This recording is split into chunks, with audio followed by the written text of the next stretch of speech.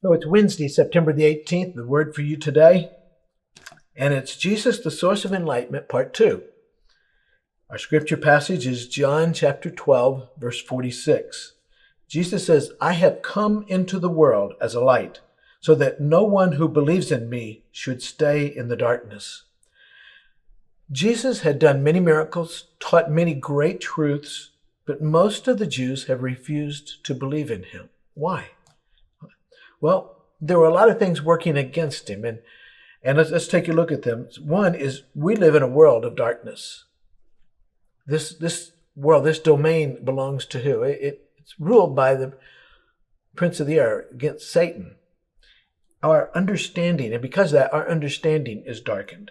Ephesians chapter 4, verse 18 says, "We are darkened in our understanding and separated from the life of God because of the ignorance that is in us due to the hardening of our heart." Our understanding is hardened. We see a situation, we think this, but sometimes we don't see it accurately. When Jesus died on the cross, it looked like Christianity was done. No, it was just really starting.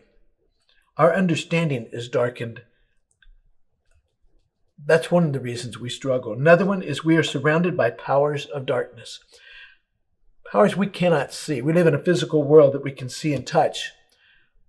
But the spiritual world is there just as real. We are surrounded by powers of darkness. Ephesians 6:12 says, "For our struggle is not against flesh and blood, but against the rulers, against the authorities, against the powers of this dark world, and against the spiritual forces of evil in the heavenly realms." We have forces coming against us and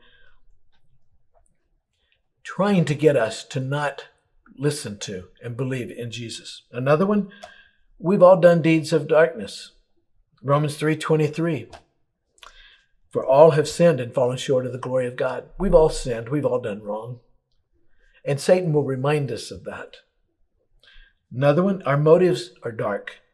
Sometimes we do good things, but sometimes we do it with the wrong motives. 1 Corinthians 4:5 says, "Therefore, judge nothing before the appointed time. Wait till the Lord comes.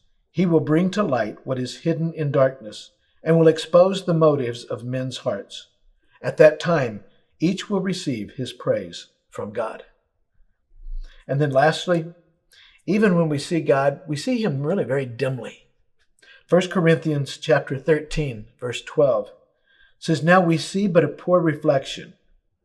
Now we see but a poor reflection. Then we shall see face to face. Now I know in part, then I shall know fully, even as I am fully known."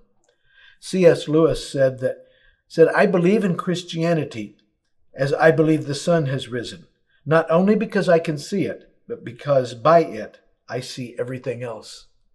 See, Jesus helps us to see everything else clearly. This darkness of the world we live in puts shadows, it clouds our thinking. There was a man named Alfred Nobel in 1888. He was the inventor of dynamite. One day he woke up, read the paper each morning, turned to obituaries, and he read his own obituary. Yeah, he got up and he read, and here was the obituary written about him like he had died. The problem was he was still very much alive. It was his brother who had died, and the writer just picked the wrong brother. But in it, he was talked about the dynamite king and talked about all the damage that dynamite had done to people. And it horrified Alfred because that wasn't the purpose for dynamite. That's not the reason he came up with it. He wanted peace. He wanted things to work out well. He wanted things to go better in life. And so he determined at that point that he would do everything he could to make things better. That when he did die, what would be written about him would be good things showing love for mankind.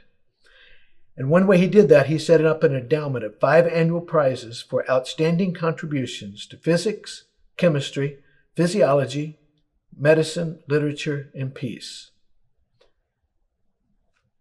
You heard of the Nobel Prize.